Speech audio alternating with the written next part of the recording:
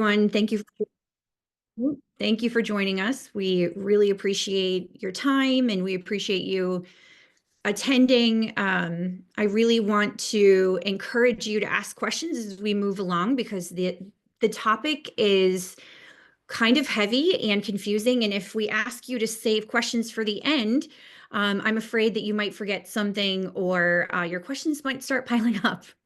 So we're just going to dive into it because we were running a little bit behind, again, due to a technical difficulty, which was me trying to figure out how I could share my screen without all of my presenter notes showing.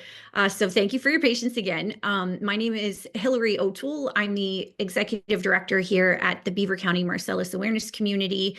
Helping me today is Hillary Flint. She's our director of communications and community engagement. And helping us with the slide presentation today is Emily Klein, who is with the Breathe Project. And we're just very grateful for her help today.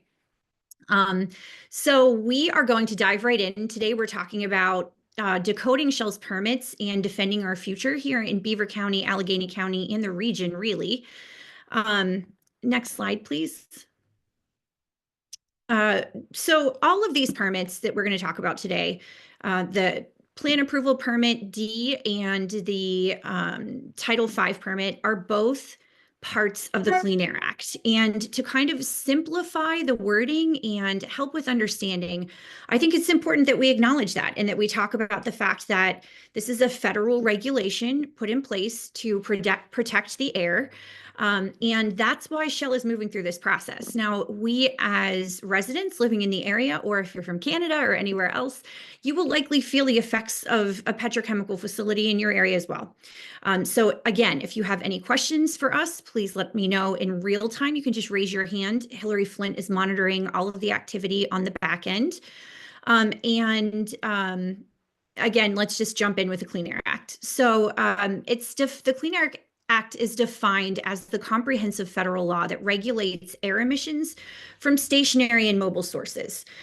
Really, it's a landmark federal law that was enacted in 1970. It was amended again in 1977 and again in 1990 to regulate air emissions and protect public health and the environment. It's administered by the U.S. Environmental Protection Agency. And it also establishes national ambient air quality standards, which we talk about a lot, and regulates emissions from industries, vehicles, and other sources of air pollution. So each title that you see here addresses a specific aspect of pollution control, making the law easier to implement, enforce, and amend over time. And Hillary, if you could just go back one slide. Sorry, Emily, if you could go back one slide. We are at, yep, right there. Thank you. So I just want to give a brief overview of the 6 titles that comprise the Clean Air Act. Title I sets standards for primary and secondary standards for air pollution prevention and control. So primary is human health, secondary is property, so that it also includes the environment and wildlife. It establishes, again, the National Ambient Air Quality Standards, which is sometimes listed as NAAQS. And it requires the state to have implementation plans of their own, or sometimes they're called SIPs. You'll see them. They regulate emissions from industrial sources and power plants. It also addresses something called non-attainment areas. And we're going to talk about that a little further on into this presentation, but all of those things are comprised under Title I of the Clean Air Act. Title II regulates emissions from vehicles, aircrafts, and other mobile sources. It sets fuel standards to phase out our lead use in gasoline. It establishes standards for cleaner engines to reduce carbon monoxide and particulate matter, which we're going to talk about more in depth today.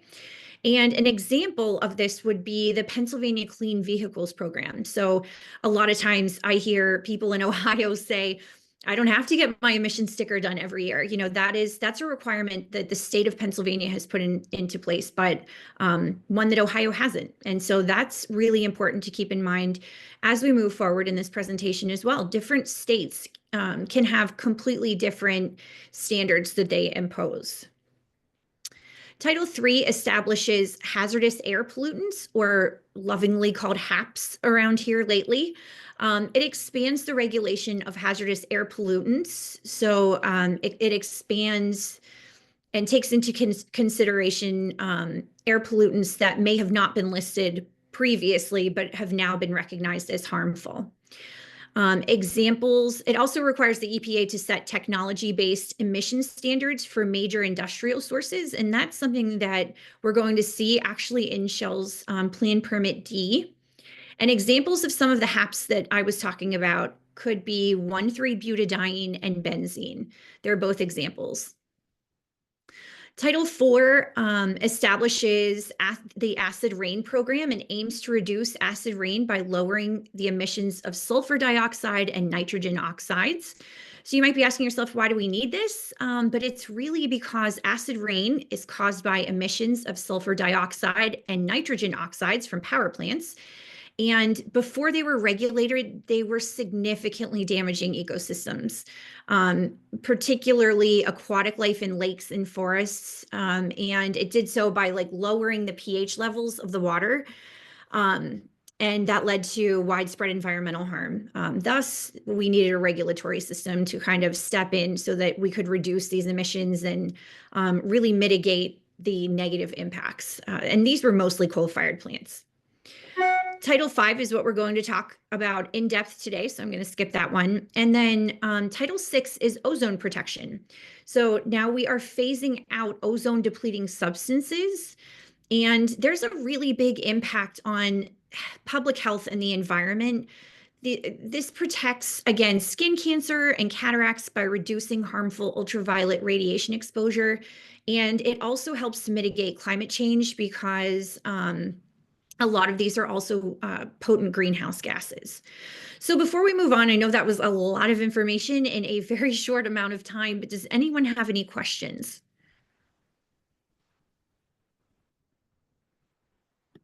Okay. Oh, sorry. Go ahead, David. Yeah, thanks, Hillary. Just actually want to just interject here with two quick things. So, regarding the NAAQS, um, it's important to point out that there actually is no safe level of air pollution. So while they are standards that do help get pollution down, it is important to realize that even on days when the AQI says the air is good, doesn't necessarily mean it's good, it's still harmful. And there's actually a whole good expose from the University of Chicago Law Review about that. I would encourage everyone to read if they have time. It's free and open access, and you can find it by Googling Improving Regulatory Science, a case study of the NAQS.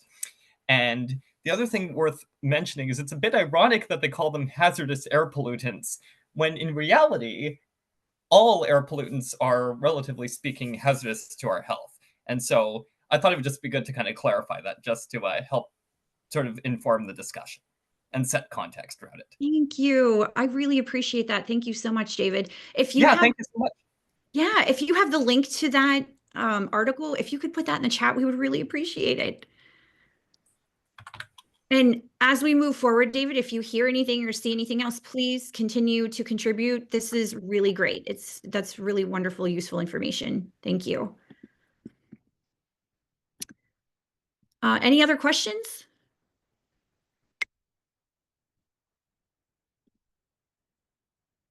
Okay, all right, we'll move on. Emily, would you mind moving to the next slide? Thank you. All right, so as we stated, the Clean Air Act is the comprehensive federal law that regulates air emissions from stationary and mobile sources. So we want to keep that in mind. Title V of the Clean Air Act was established by the 1990 amendment that happened, where we require all major sources of air pollution to obtain an operating permit to ensure compliance with air quality regulations. It's administered by the U.S. EPA and state, tribal, or local air agencies as well. And Title V enhances enforcement and transparency in air pollution control. And really, the takeaway here for us is that the Title V operating permit is one place where anyone can go and see all of the air permits or any permit relating to air emissions or pollution can be found. So does anyone have any questions about this? I don't have a copy of Shell's Title V grant. I don't have a copy of their Title V application submission. We were told that it was going to be available on the DEP's website, but I have yet to find it. I'm not sure if anyone else has seen it.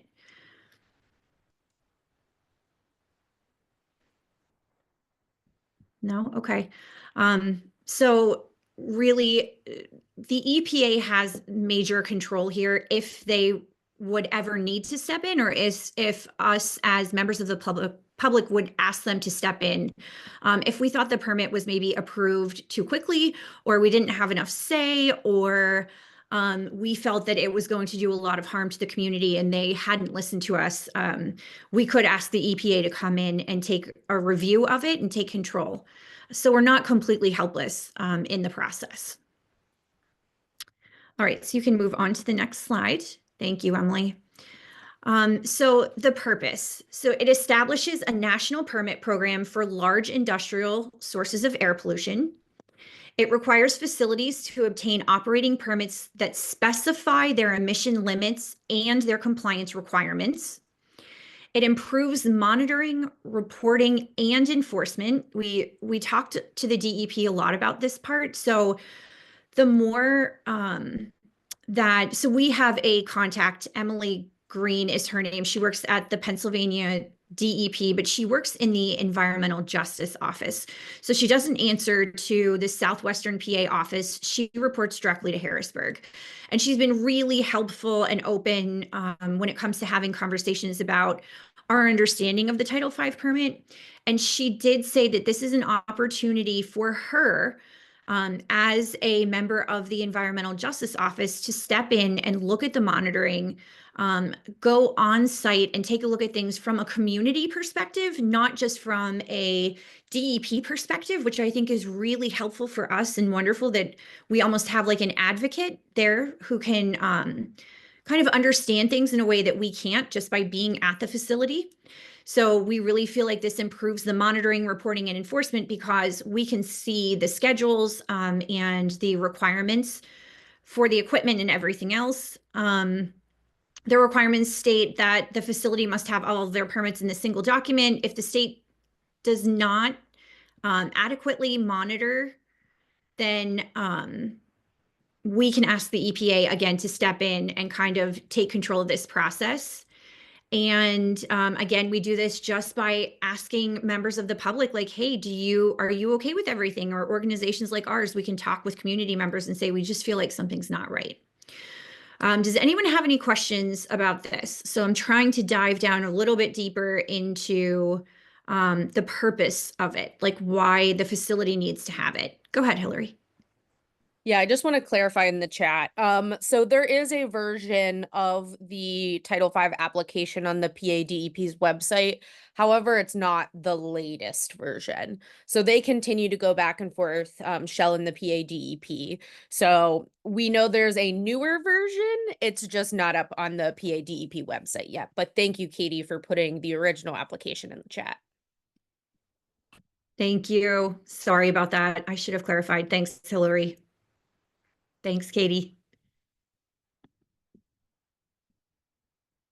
Any other questions? Okay, we can move forward. So these are the requirements for each permit. So it must have, again, the emission limits and standards, monitoring, record keeping, and reporting requirements, compliance schedules and enforcement provisions, and operational flexibility provisions, allowing modifications within regulatory limits. So this is a lot of, I feel like just a lot of confusing, I don't want to say jargon because it's not, but if you look at each one, you really get a better understanding of why this document is so important or why like this one huge document full of different permits are important. So we know that each one has been monitored. We know that there's record keeping that needs to be done, and there are reporting requirements that need to be done as well. If we look at those schedules and we feel like they need to be done more frequently, or we feel like somehow they may have an impact on the community, then that's something we definitely want to bring to the attention of the DEP, either at the community meeting, which we're going to talk about, or the public hearing. So does anyone have any any questions on what each permit must include, like the contents. And I can't see the chat, so Hillary, if you could let me know if there's any questions, that would be great. Not yet. Okay, all right, thank you. Emily, would you please move to the next slide? Thank you. All right, so I just want to talk about this in terms of us living next to one of the largest petrochemical facilities in the United States, or in North America, actually, but one of 5 in the US. Right now, as they're moving through this process, we are not all, like, I'm learning every single time I give this presentation, every single time I interact with community members, every time I talk with Shell or someone else in the industry, I am continually learning something new. So you as a resident or as someone from the outside looking in, this is really our opportunity to learn something new that you can bring either to your community or to help us enhance our work that we're doing here. We could use all of the support that we can get. We need everyone to turn up for the community meetings and the public hearing. Again, which are 2 different things, but right now you have an opportunity to participate in this process and learn about it in a way that very few people get to experience. And even seasonal professionals, like the regional DEP, they don't even know what they're doing. That's what we've learned through this. They're learning as they move forward. They've never done with or dealt with a facility this large before. So some things to think about are the placements of these facilities on top of the compliance and enforcement. And I just wanted to highlight that before we move on. So facilities have to certify compliance every year. So they submit all of those monitoring reports that they were required to have for the permit. The state and federal agencies can inspect the facilities and enforce any penalties for violations. The way that they do that can be very different. So like, for example, they could impose a monetary fine. So we know that Shell has received fines in the past. We know that we're recipients of some of that through the mitigation funding, but they can also make other provisions that the community feels is important. So if it's something like, for example, instead of money, we say we would like the lights to be reduced by 20%. Emily used the example of a community near a coal mine, and they wanted the trucks to be washed. And when the facility did end up violating some of these permits, she was able to negotiate with the DEP to make sure that a truck wash was imposed instead of a fine. So this is just something to think about, because citizens and environmental organizations can challenge the permits, the violations, and also how they're enforced, like what their punishment essentially is. So for Beaver County specifically, when we're talking about enforcement and we're talking about the location of the facility, we hear a lot of things like it's always been there. Before that it was another huge polluter and it was worse than what we have now. I grew up in Monaca and Center. I graduated from Center High School. I completely understand that. It's just those facilities have closed for a reason. They were harmful to health. And so now we know better. We have another larger facility coming in who could do a lot greater harm to both our air and our water, not just the land and or our air. And we really need to challenge that. We need to make sure that the safety provisions for our communities are in place. I'm raising 4 children here. I would like, one has asthma. I would like to know that I can send him outside and every day if he wants, even if it's cold, and there's not going to be a concern that continued exposure to the outside air is going to harm him. But on top of that, when you talk about the location, we know that statistically Beaver County has been overburdened with health concerns for a very long time. So our asthma rates are already higher than the national average. According to well, it's down now, so I don't even know if I should mention it, but we already fall in the 99th percentile for toxic air under the environmental burdens. We really are an environmental justice community. And that plays a huge part in the amount of time that we're getting with the Pennsylvania DEP and with the Environmental Justice Office of the DEP. And so I wanted to really highlight that. Emily, would you mind moving to the next slide for me, please? Thank you. Does anyone have any questions about any of that information?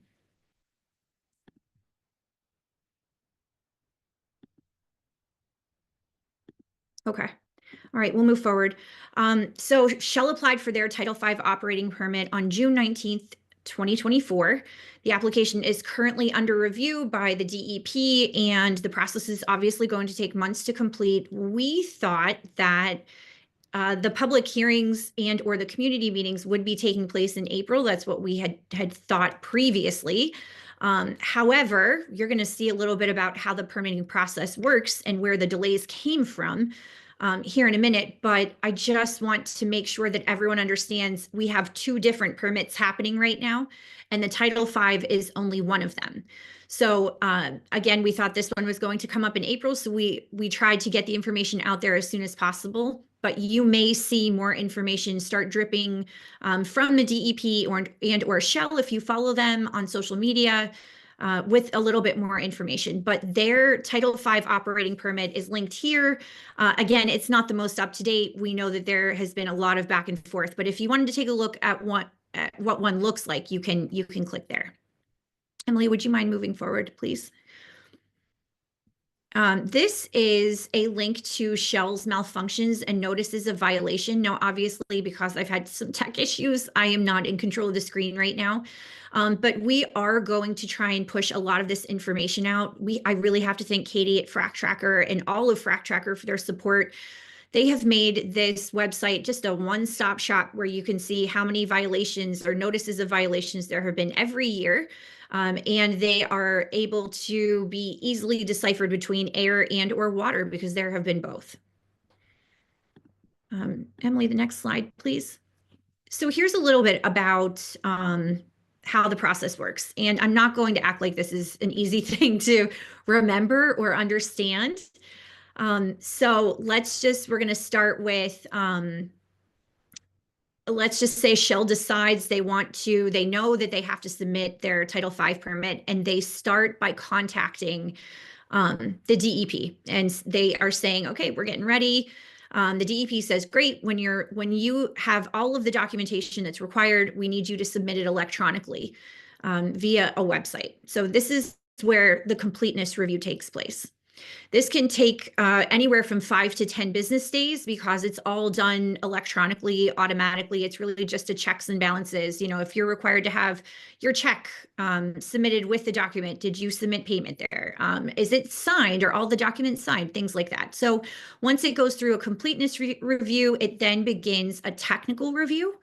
And this is really where the DEP engineers can dive down and take a look at all of the permits and figure out all of the equipment needs and processes and things that we had shared earlier in this presentation. And if during the technical review, they decide that there is an error or something's missing or some of their modeling doesn't look correct, then the DEP will send what's called a deficiency notice. The DEP sends that via a letter, but Shell has either 30, 60, or 90 days to respond. And that just depends on how large of an issue the deficiency was. So the entire permitting process takes a total of 18 months maximum. Once a deficiency notice is sent, then that kind of stops the timer, which is why we don't actually know how long the process is going to take. So depending on how quickly Shell sends that letter back or the response, for each one, it can just vary the timeline. And then after all of the deficiency notices have been resolved, a draft permit is issued. And this is really where you come into play. So the draft will be shared via the DEP, and it will be shared with the US EPA. And a public comment period will begin to be advertised and opened. So we know that the public comment period has got to last at least 30 days, but it can be extended through the DEP's discretion, meaning if they feel like the community just was not informed or they didn't have any resources to answer questions, they can definitely decide to extend that 30-day period longer. To whatever they feel is reasonable. Then citizens can also submit written requests to the DEP seeking an extension. And during the comment period, anyone can submit written comments on the draft permit. And the public can request a public hearing on the draft permit by emailing the DEP. On top of this, the details will be published in the PA Bulletin, which I feel like is just a lot of information. It's almost like a word search whenever you go there. And then a virtual option can also be requested. So what we're really concerned about here is that when that public comment period opens and we have 30 days, we really want to make sure that you all and our local community members are educated about what's in the permit. If there are any concerns that we feel they should know about, we do work very closely with Clean Air Council and the Environmental Integrity Project. They have a team of engineers and attorneys who are really going through each permit to make sure that there's nothing just beyond harmful to us or that within the permit something's missing. That could, allow them to emit more or maybe push us over a certain emission limit. So once the 30 days and once that public comment period is open, we really want to make sure that everyone understands, okay, this is when you can either submit written requests to the DEP or you can start attending some of the community meetings that we know are going to start happening in and around the area. So Hillary, go ahead. Emily, would you move forward to the next slide, please? So ways to make your voices heard. If you wish to provide the DEP with additional written information before they issue the Title V operating permit, you can submit your information to Tom Joseph, who's listed here. He's the environmental engineering manager at the Southwest Regional Office of the DEP. Make sure that when you are submitting your comments, you have your name, address, telephone number, and I was told that your name would likely not show as public, but your name will show as public, but your address and your phone number would not. And then identification of the proposed operating permit, which in this case would read Title V for the Shell facility in Monaca, and concise statements regarding the relevancy of the information. The DEP is, not willing, but they will hold additional community engagement meetings for residents here in Beaver County if we want them. So all we have to do is request. Aliquippa, Ambridge, Baden, Beaver Falls, Bridgewater, Center Township, East Rochester, Industry, Midland, Leetsdale, Monaca, Brighton, Potter Township, Rochester, Vanport. They're all environmental justice communities, designated environmental justice communities. That information can be found on the Pennsylvania, the PA.gov website, even though it's not available anymore on the federal government website, which is a shame. There's a reason that we're getting this extra attention, and it's because, again, we have a higher pollution burden that we're trying to deal with. And so it's only right and fair, according to the DEP and their environmental justice policies, that they provide the time they need in our community to make sure our questions are answered and we understand the process.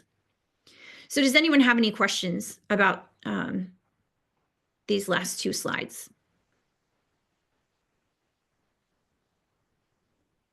It's a lot. Please don't be afraid to ask. I'm sure if you're questioning it, someone else is too.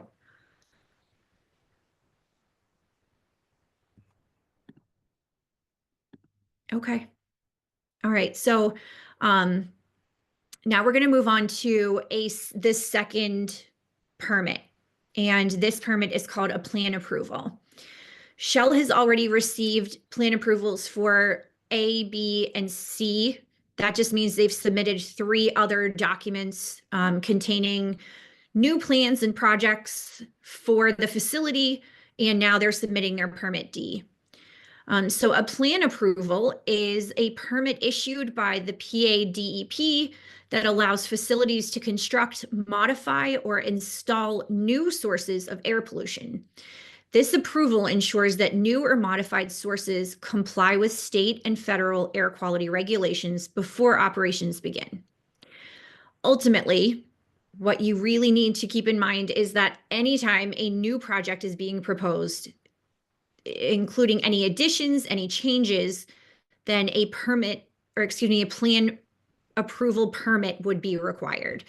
And that's really what we have been able to drill this down to. So anytime they construct a new air pollution source, anytime they modify one in a way that increases emissions, which they're doing this time, and anytime they install new air pollution control equipment, which a lot of times they are required to, as new and improved equipment becomes available, the state of Pennsylvania requires that they use the latest and greatest, which is really great. And this is how they hold them to it, and they make sure they understand what's happening. So does anyone have any questions just about what it is and what's required?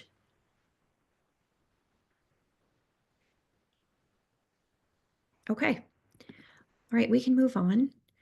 So the key steps in the plan approval process. So there is a pre-application meeting, and facilities may meet with the DEP to discuss their projects and compliance requirements. And really, the DEP is trying to get kind of a conversation going as soon as possible about what a facility is trying to achieve and what they're going to be doing on site. They really want that conversation to start as soon as possible. They submit the completed plan approval application, including the engineering details, the emissions calculations, the proposed air pollution control measures, and how those comply with state and federal regulations. And then the Pennsylvania DEP reviews it for technical accuracy and regulatory compliance, just like with the Title V. And if necessary, the DEP can also request additional information from the applicant. And Emily, will you please move to the next slide? So these are the key steps in the plan approval, and they're very similar to the Title V approval. So a public notice and comment period begins as soon as the draft is published. So the DEP publishes a public notice about the plan approval in the PA Bulletin. A public comment period allows residents and organizations to submit our concerns and/or objections. And in certain cases, the DEP may hold a public hearing if requested. Now, because we live in an environmental justice community, they are required to hold a public hearing this time. They are doing us a favor by holding the community meeting and the public meeting. And when we talk about the public meeting, this is really where you can ask questions. You can bring your notepad and talk freely, ask the DEP, what they think about this and certain aspects or concerns that you have. But with the public hearing, that's where it's very formal. And everything is public record, and we're really hoping that there is one microphone so that we can all hear each other. We really want to make sure that if you want to be on the record, that you are. And so that's another reason why we're holding these meetings. We know that there likely will be some confusion when it comes to deciphering between the 2 permits running congruent with each other, unfortunately. We know that Shell is likely going to be holding their own community meetings. They held one last week. It had absolutely nothing to do with this process. It was not a substitution for the DEP's public community meeting. They were willing to answer questions, but please do not get that confused with the DEP's public meeting that will be taking place. The DEP really strongly believes that if residents are concerned, that they will turn up at these meetings and ask the questions and get involved and interact with them. I would we're strongly asking you to do so as well. And once we get word as to when these are going to take place, we'll definitely let you know. But again, after their decision and after the public comments have been heard and noted, and the facility has agreed to do everything that they are required to do, then they issue the plan approval. And if I think we need to highlight the fact that the DEP acknowledges that they do miss things.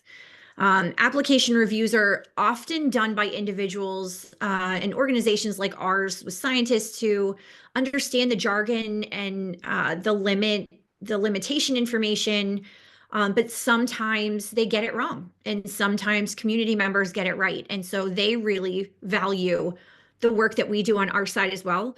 And they will not hesitate to pull something if it's wrong.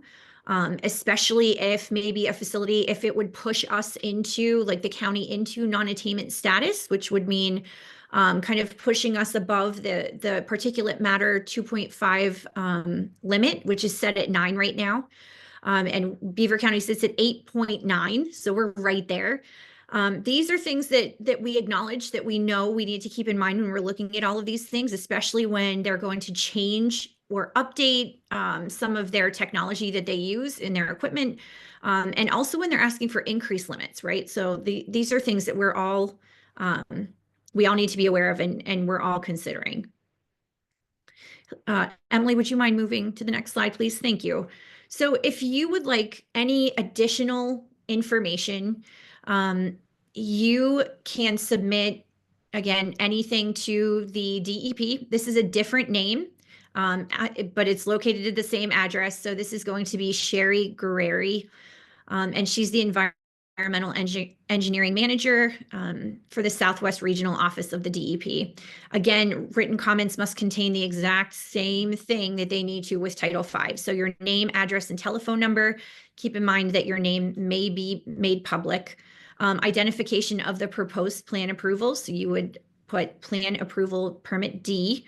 And concise statements regarding the relevancy of the information or objections to the issuance of the plan approval. A public meeting and hearing will be announced at a later date for this application. So concise statements,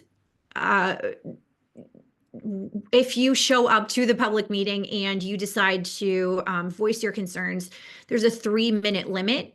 However, if you're submitting written comment, there's no limit. You can submit however many pages you would like to. Emily, would you mind moving to the next slide, please? So I wrote, for example, but these are actually the 3 elements that are listed in Shell's Plan Approval D that is sitting with the DEP. This is what they're looking to examine. Shell is proposing to implement the wastewater treatment plant permit controls project to install permanent equipment at Shell Polymers, Monaca, that will improve the oils, grease, and VOC removal efficiency of the primary treatment section of Shell's wastewater treatment plant. The second piece is Shell is proposing the ethylene maximum achievable control technology project at Shell Monaca to comply with the 40 Code of Federal Regulations, Part 63, Subpart YY, assisted multi-point flare minimum net heating value of flare combustion zone gas requirement that recently became applicable to the totally enclosed ground flare A and totally enclosed ground flare 8. So obviously I don't say these things on a day-to-day basis. Thank God we have a team of experts working behind the scenes to really interpret this for us. And here's the third piece. After successfully commissioning all of Shell's operations and completing a review of the facility's as-built equipment and operations against the source inventory, the potential to emit calculations and conditions included in or referenced by, which I'm not going to state for you, Shell is proposing to reconcile specific plan approval source descriptions, potential to emit calculations and conditions. So we know that a piece of this is that their NOCs are going to go, oh my gosh, I've been talking a lot today.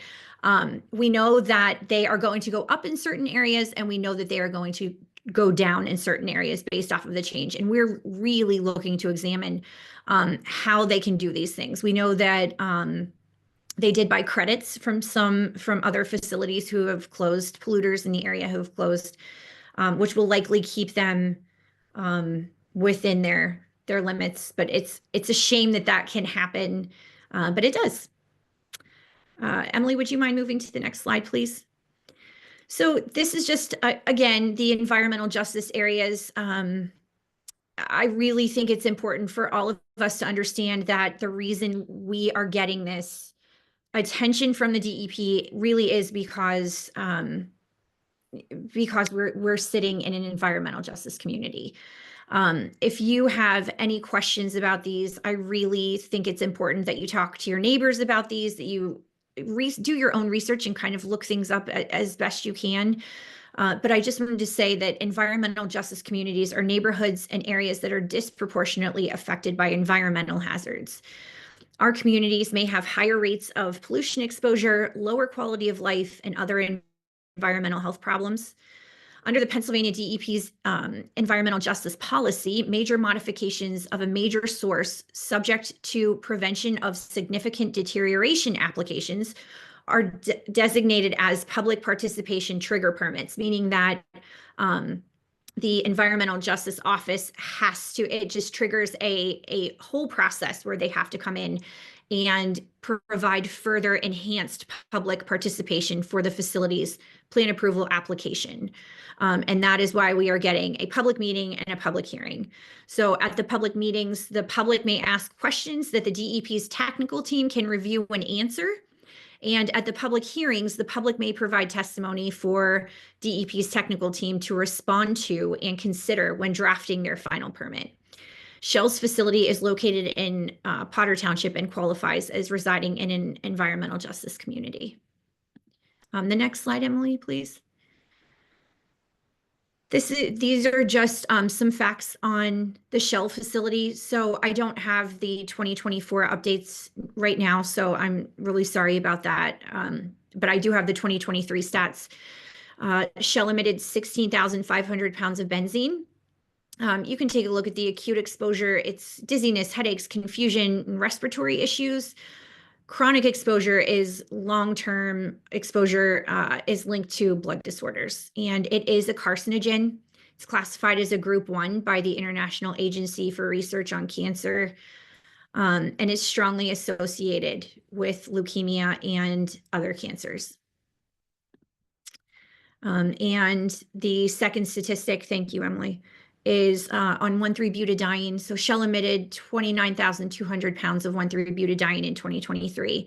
Acute exposure is irritation of the eyes, throat, and lungs, dizziness, headaches. Chronic exposure may lead to cardiovascular disease, immune suppression, neurological damage, and decreased facility, which is really hard to say out loud. It's also a carcinogen, and it's linked to leukemia, lymphoma, and other cancers.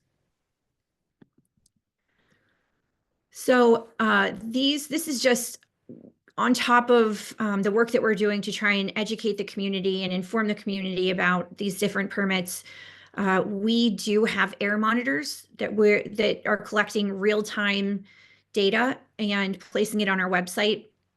The monitors or the pictures that you see on the right are what they look like, and they're actually flown in from New Zealand.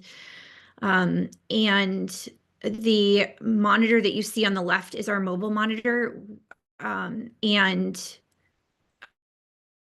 We are going to be monitoring both 1,3-butadiene and benzene, but we ran into a problem with the lift gate back there. It's actually, we need to make some alterations that we didn't see. So we have it, it's ready to go. We just have to make some modifications so that we can get that lift gate closed. But please visit our website if you have any questions or concerns, or anytime you're worried about maybe opening your window. I think right now, because it's cold out, it's easier for us to kind of ignore it, but this summer I'm really hoping that you can use the tools that we have to provide some confidence that the air is safe, and answer your question of I think that I should be worried about something. Maybe I should head over to the website and take a look. And also, if you see something bad, I hope you're able to use that for yourself as well, and maybe make the decision to stay indoors and not head outside like you were going to. But this concludes the formal piece of our presentation, and I would really like to open it up for questions. I will just note something in the chat. So Diana had asked if the comment periods are similar to how the Ohio EPA does things. So for those that don't know, in Pennsylvania, our state governing board for the environment is the PA Department of Environmental Protection. In Ohio, the same thing is called the Ohio Environmental Protection Agency. And so I just commented, in my experience, I would say the PADEP is more collaborative and transparent. I think at the end of the day, it really matters who you are working with or what department. So for example, at the PADEP, we have an entire environmental justice department that's super helpful. And I personally have never worked with the Ohio EPA's environmental justice department if it exists.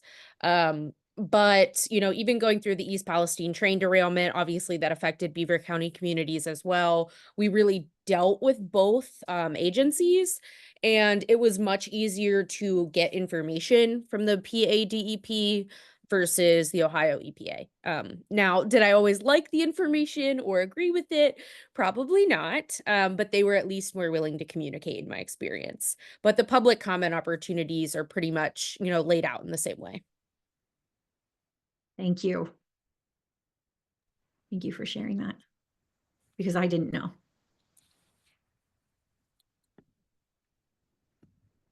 Hi, Diana, you have your hand up?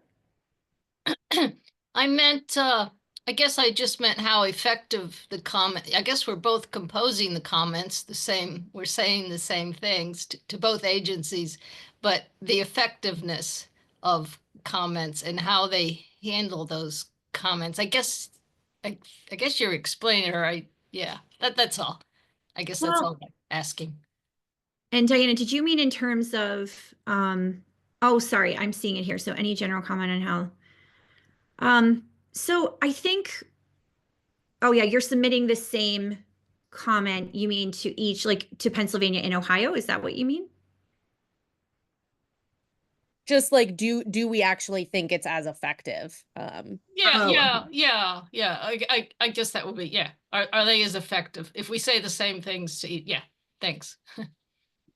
Yeah, I would say I've seen success with both, with public participation.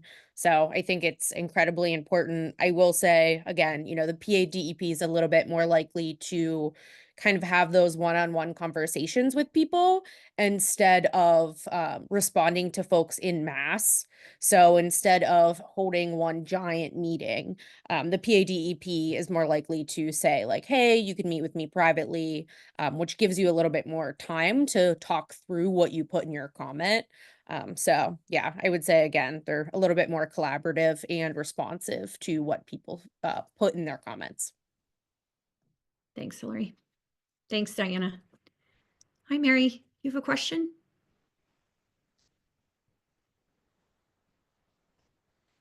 Mary? I'm sorry, I just unmuted myself.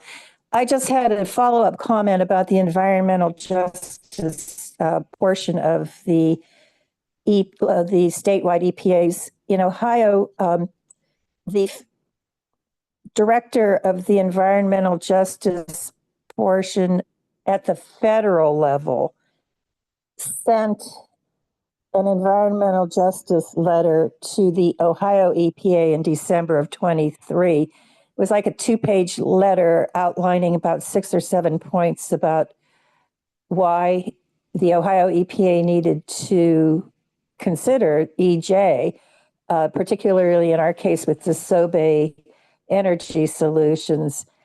And we just felt that that was totally ignored by the Ohio EPA, which leads me to think that the other Hillary is right, that there may not be a branch of the Ohio EPA that deals with environmental justice.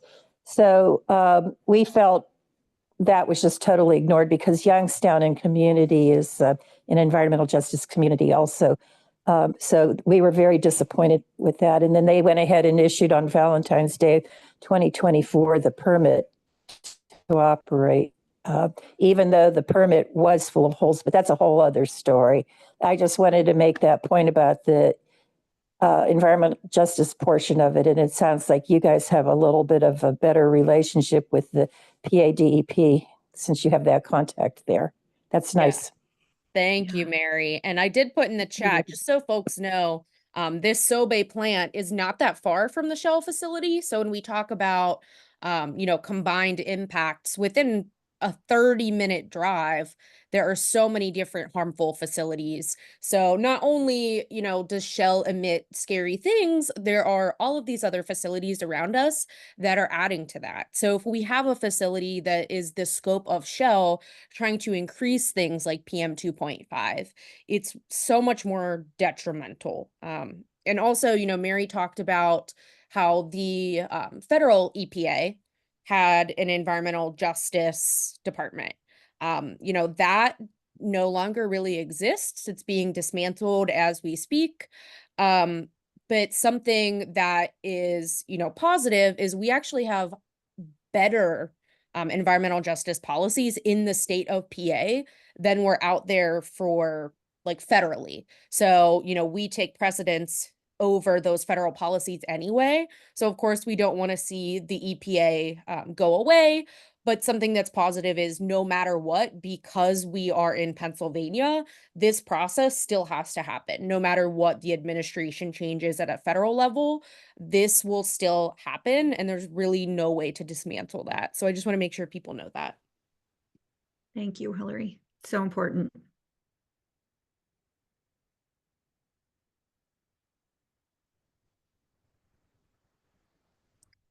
Okay.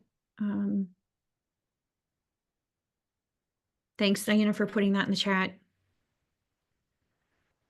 And I'm sorry that your community is dealing with that, and that your voices weren't heard.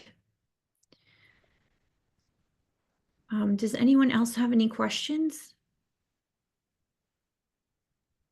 Maybe a question we can pose to the group is, how do you think we can get this information in front of more people that can make these public comments? Because we've hosted these meetings in different towns, we've door knocked, we've text banked, and I know morale is kind of low right now and people are burnt out because, well, the world is on fire. But what are some ways that you think we would be successful in getting this into the right hands, making sure people know what's going on and how to participate in the process? So if anyone has any ideas, we'll just kind of open it for suggestions.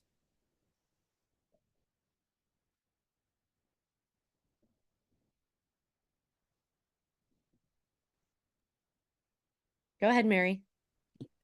Okay, well, that's a chronic problem. I think all groups or many groups have. We certainly have that in Youngstown. We just put up our second billboard, so in a prominent place off near a highway. So that helps to an extent. But our particular group was fortunate to get a grant, and we're hiring just next week a part-time staff position. It's the first, so I know it's a paid position, so we're hoping this person can help move us along and devote a lot of time to all the advocacy that's needed. And one of the other things is going back to the environmental justice part of it. Youngstown was able, we got the mayor and the city council on board, and they issued a 1-year moratorium against this plant being able to do the pyrolysis. That expired, and then we got it renewed last December for another year. And we kind of feel that a lot of the people who were involved in the early stages of our protest about 2 years ago think mistakenly that we can rest on our laurels now. And it's anything but. It's just ongoing. You have to keep going with this. So people lost interest, I think, in the participation and these people in the environmental justice communities that were active 2 years ago. They're the ones we're going to try and outreach and educate that, no, this isn't over. So it's just a constant educating people, trying to get people involved. And a lot of those people also in the environmental justice community are traditionally poor. They might be working 2 or 3 jobs. They might be caring for extended families. They're kind of worn out and don't have a lot of spare time to participate. But, we kind of feel you can always find an hour here or there. So those are just a couple of things that we're trying in Youngstown. That's great. Best of luck to you all. Thank you. Yeah. Please let us know if our work overlaps ever. Yeah, for sure. And also, we're in the middle of the city of Youngstown is in an ERAC appeal. And I don't remember what that stands for, but we have a court action going against the Ohio EPA regarding this whole permit stuff. So Wow. there's that too. Thank you. Can't wait to see some movement there.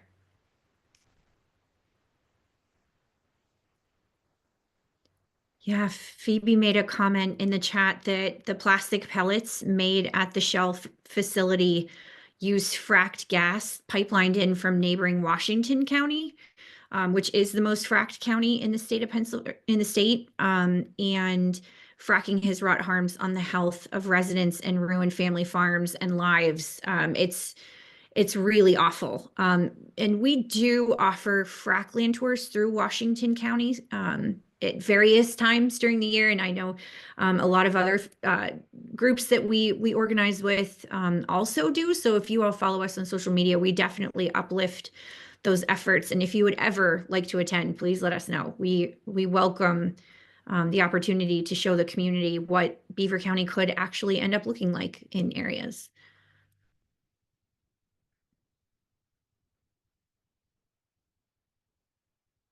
Do we have any other questions that we can address today? All right, well, thank you all so much for your time.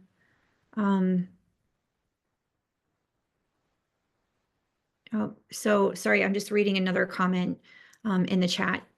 Thank you for that, for sharing that. And our links to our social media accounts are all listed in the chat. Our website, our mailing list, please take the time to just follow us on social media. And again, if you ever see something, hear something, smell something, especially in this area that you're concerned about, please report it via DM to through our social media or give us a call. Thank you.